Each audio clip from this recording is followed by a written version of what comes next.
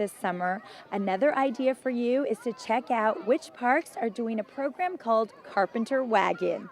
And we're going to find out more from Crystal Garcia.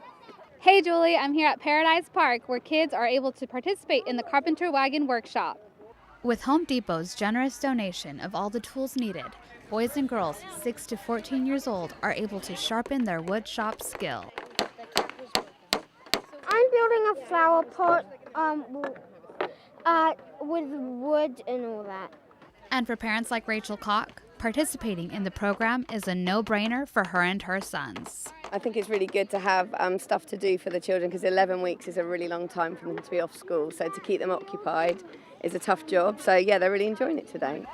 Groups of 20 boys and girls get an hour-long session for the Carpenter Wagon program. And once the kids are done building their project, they're able to paint it and make it their own. This is my favorite color, and this is like my third favorite color.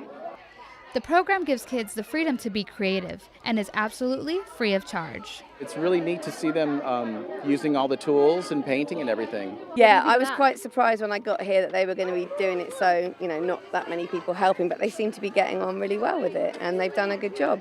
This summer, the Carpenter Wagon will make stops at 6 Torrance parks, so be sure to stop by the educational and fun-filled event.